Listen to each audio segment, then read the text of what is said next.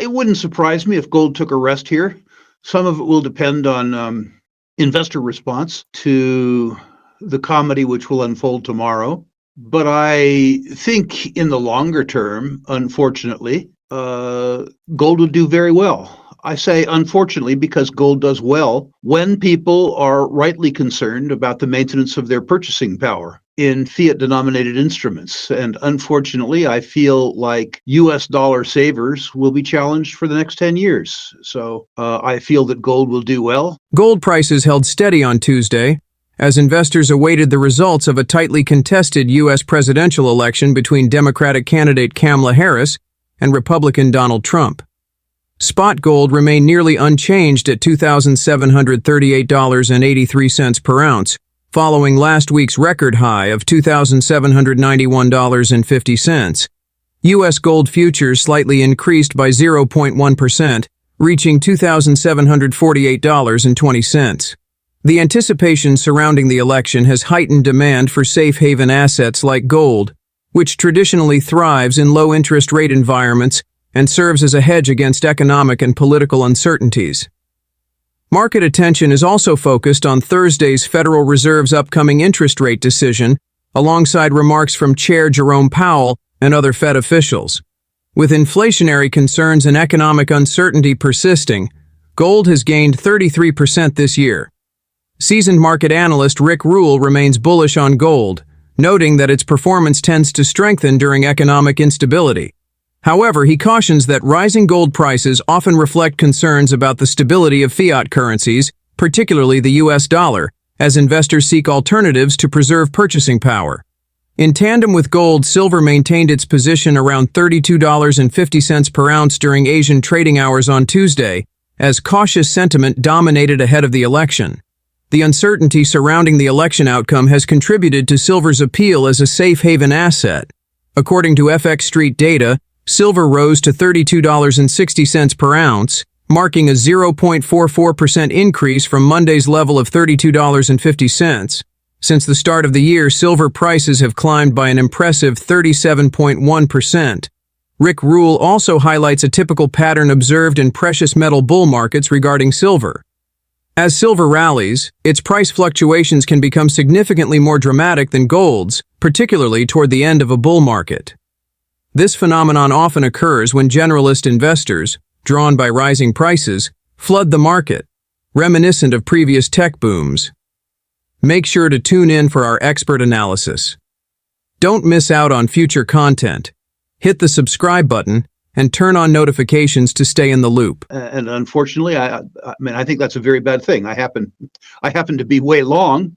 I lived through two representative gold rallies, the period 1970 to 1980 and the period 1999 to 2011. So what's that, a 10-year period and a 12-year period? I think that given that gold responds to very broad macro trends, that in order to participate in the fullness of the rally, that somebody needs to probably be involved in it or anticipate being involved in it for a decade. A different way of looking at it, though, Maggie, is that when some of your younger listeners ask you when gold might move, the correct response is probably 24 years ago, because gold was at $253, if my memory serves me correctly, in 2000. It's at $2,700 today. Gold has moved 8% compounded for 24 years. Or put differently, it's maintained its purchasing power, which is exactly what it's being asked to do. Later in the show, I hope I have the opportunity to explain why, arithmetically, I think gold will do well in the next decade. I'm not prepared nor equipped to tell you how it will do in the next 3 months or 6 months. I don't know. And I have to say, at age 71, I'm not even interested. I think that the hate trade is out of silver. For people who really like the hate trade, like me, you need to have taken your profits in silver stocks, taken some money off the table. And the generalist investor comes into the market. The first thing that moves are the big gold stocks.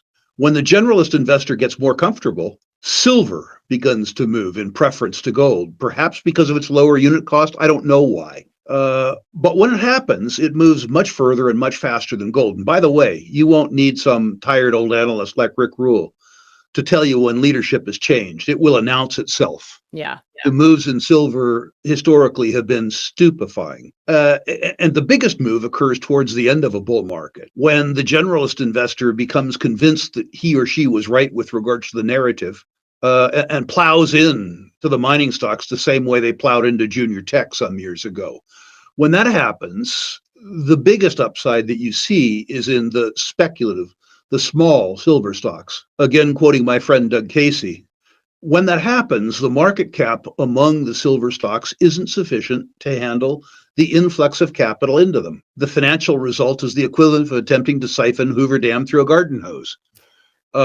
When you see that happen, be very nimble. The backside of the Canadian hockey stick chart is just as steep as the front side, and it's a lot less fun. Rick Rule highlights a growing trend among foreign central banks, which are increasingly purchasing physical gold to hedge against the weaponization of the U.S. dollar and its declining purchasing power.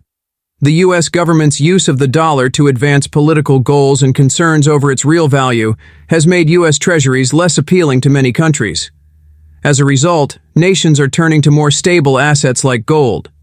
Compounding this shift is the recent report from J.P. Morgan, which indicates that the BRICS alliance is making significant strides in its de-dollarization agenda.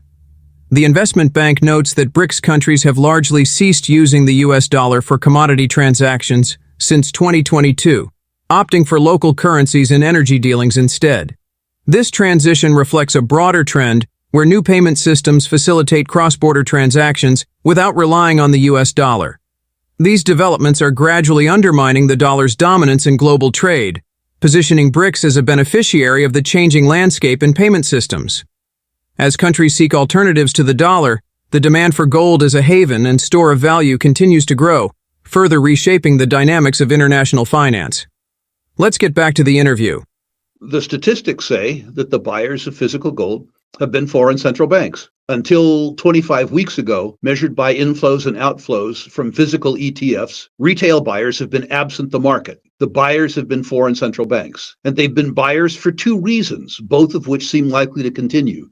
They are, first, the weaponization of the US dollar by the US government. We are the world's reserve currency. We are the world's foremost store of value and medium of exchange. But the US government has decided to weaponize the dollar, to externalize American politics to other countries. Whether or not you agree with US policies relative to, say, Russian policies is a different question, a side question. The fact is that the US government has decided to use the US currency to further its foreign policy goals, including, in one case, stealing $300 billion worth of Russian assets. You may, as an American, decide that Russia's actions in the Ukraine are reprehensible. Whether you agree with the policy or don't agree with the policy, it is a simple fact that the US government stole $300 billion in Russian savings.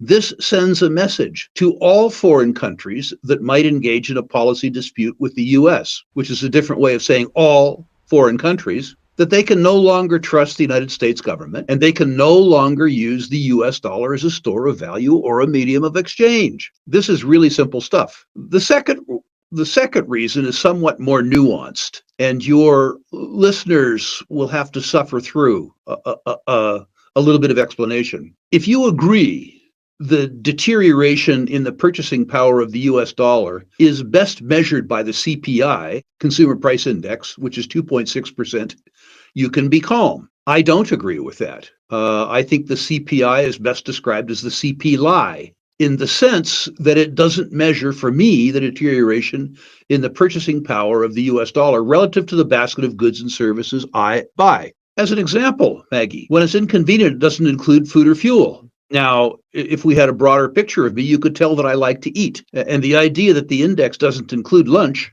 is problematic for me. A second problem is that it's hedonistically adjusted. It doesn't pay attention to the price I paid for this computer or this microphone. It takes that price into the context of values arbitrarily assigned by the people who create the index. Finally, it doesn't include tax. Now, if I didn't have to pay tax, I guess I wouldn't bitch quite so much about the index. But the truth is that when I compile a basket of goods and services that I consume, what I learn is that the purchasing power of my savings is declining at more like 7.5% compounded. than 2.6 compounded. And if that's true, then you have to look at the investment efficacy of U.S. Treasuries.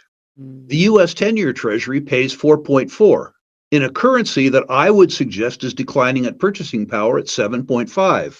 That means the value proposition is that the U.S. government solemnly swears and guarantees to me that they will cost me 3% of my purchasing power every year for 10 years. In other words, after 10 years, they will give me back 65 cents in purchasing power for a dollar I gave them. This is the first promise in my life that my government has given me that I believe in wholeheartedly.